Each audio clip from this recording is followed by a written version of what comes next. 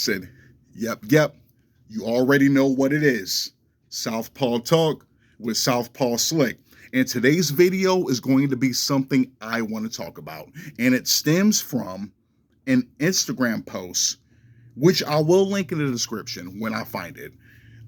It was an Instagram post talking about how Suki Hana and Sexy Red make black women look bad.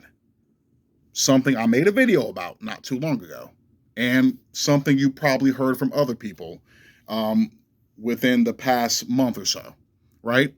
Which is true.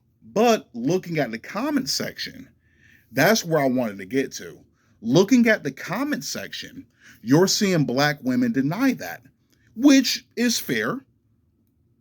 I'm seeing comments like, oh, Sexy Red doesn't make me look bad as a black woman. The only person that can make me look bad is me. Or she doesn't represent all of us. You know, there's different kinds of black women. Not all black women are the same. Stop trying to generalize us, yada, yada, yada, right? You've seen that. And to be fair, yes, that's true. Ideally, you want to see things that way, but realistically, it's not. We live in a white-dominated society, right? So whatever stereotypes that are associated with us as black people applies to all of us, no matter what. It doesn't matter if you're like that individual or not. We're going to be seen in a negative light by everyone else. I've already accepted that a long time ago. I said, me, myself, I've made a video about it, about during my adolescent years, how people would say, oh, you act white, or you talk white, or, like, oh, black people don't do this, or they're not into that. That's what I'm saying. I got a lot of that over the years. But also, when I made the video about being racially discriminated against, when I talked about that situation with the cops, when I was in the car with my plug's baby mother, it didn't matter if I was a geeky, nerdy black dude. All they saw was a nigga in the car with a white woman. And that's all it took for shit to go downhill. That's it. That's all it took. No matter how I carry myself, no matter how I speak, no matter how I display my image to the public, I'm always going to be seen as the worst possible kind of black man. I'm saying this drug dealing, drug using, baby making gangbanger. That I'm saying, that's how they're going to see all of us, no matter what. Look at all of the police shootings that have happened over the years. All those black men weren't criminals, but it didn't matter to them. All they saw was a black man, and that was good enough for them to take them out. That was it. The same thing with Sexy Red, Suki Hana, Glorilla. They make all of you look bad, no matter what. And you just have to accept that.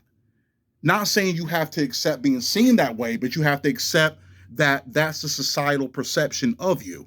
Sexy Red makes you look bad as a black woman. Suki Hana makes you look bad as a black woman. Yes, they negatively affect your image, even if you're not like them. Yes, we know we have black family members. We, as people, individually, we know we're not like the next black person or like the black people they promote on TV and different kinds of media, right? These companies, these labels, they show the worst kind of black people, right? But at the same time, we glorify that. We glorify that. Not snitching, for example. Being a jailbird, that's cool. That's respectable. Oh, he's a real nigga. Oh, free the real ones. Free the real ones, even if they're a piece of shit. Oh, free Young Thug. Free Pooh Shiesty. Free Lucci. We that's what I said, we embrace that fuckery. Sexy Red.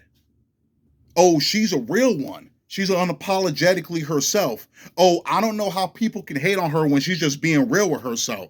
Oh, I relate to her. See, now the ones that relate to her, they are like that. They definitely have to accept that. You know what I mean? I'm saying even more so when women, you're just everyday average woman, your regular, degular, schmegular woman who acts like Sexy Red, when she goes out in public, that's how everyone else is going to see black women as a whole. Us, I'm saying as black men, I'm saying walking around, wearing bandanas, pants sagging, 30 plus, pants sagging. They're going to look at all of us like that. Whole bunch of baby moms. They're going to look at all of us like that. I'm saying like Nick Cannon, Future, Fetty Wap, Eddie Griffin, all these dudes that got a whole bunch of kids and a bunch of baby moms. They think we're all like that, including us, each other. That's one argument that divesting black women use. Oh, all these black men got kids when in actuality, most of us don't.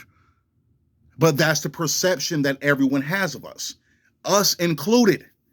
That's what I'm saying, because we've been inundated with these images throughout pretty much the majority of our life. It's almost as if you can't help but see your people and everyone else on top of that looking at us. They can't help but see the worst. Like they say, negativity spreads faster. Now, there's something else I wanted to get to. Something very powerful. It's a commercial from P&G, which stands for Procter and Gambler, and they are a talent development, black-owned talent development agency, and they put out a commercial back in 2021, which I actually seen this year. I was like, they started showing it more this year, and it was called, I think, Widening the View or something like that. I will share that video in the description, and you guys definitely have to watch it. The commercial is basically something that triggers the subconscious mind. Because when you watch it, they show different kinds of black people in the commercial. Before they get to the end of each one of them, they show a negative stereotype or the perception you have of that individual. They have 3 kids walking into a grocery store or a corner store, a bodega. And, you know, they're looking around. All of them got dreads. One's rocking a bandana. You got the store clerk looking at them like they're about to rob the place. You have another black guy. They show in the car, a dude with dreads, dark skin, blasting music, carries a duffel bag to the door. You know, like he's like dropping off some product or whatnot. You have another image of a black woman who has 2 kids and pregnant with a third, walking out of a grocery store, and you think she's just a regular old baby mom, right? Now, when they get to the end part of each one, the 3 black kids that go into the bodega, they actually pay for their stuff, and everything was all good. The black guy that was carrying the duffel bag to the door, he was bringing it to his daughter's birthday party.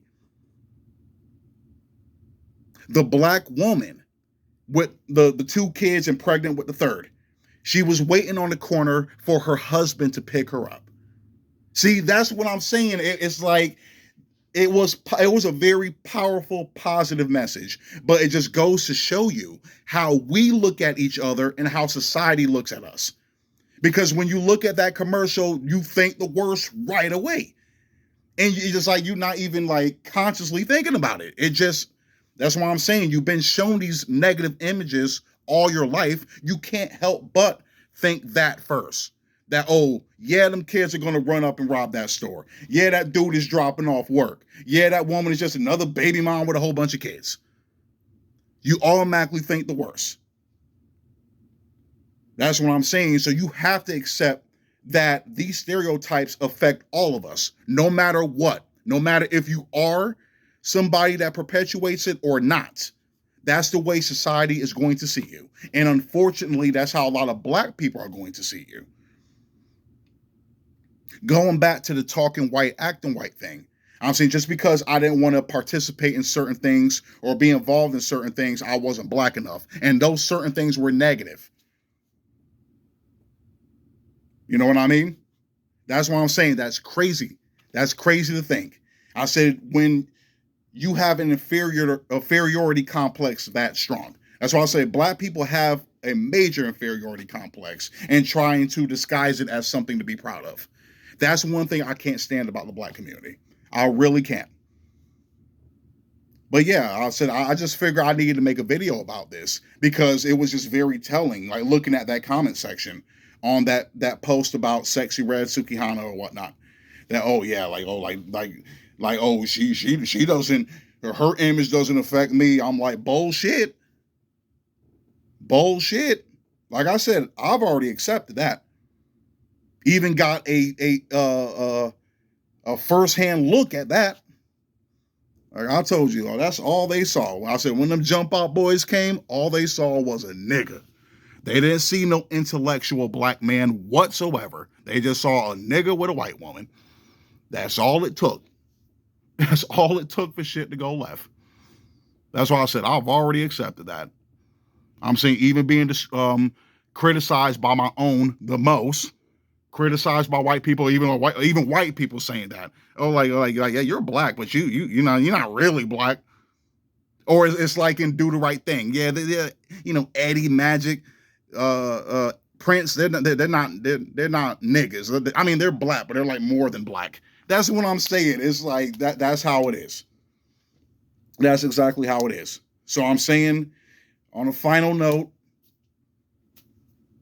the negative images you see of black men, the negative images you see of black women, all the quote unquote good or positive black people, they make you look bad too.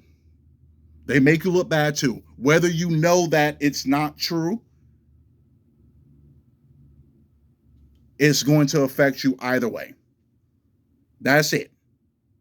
That's what I'm saying. Sexy Red makes you look bad.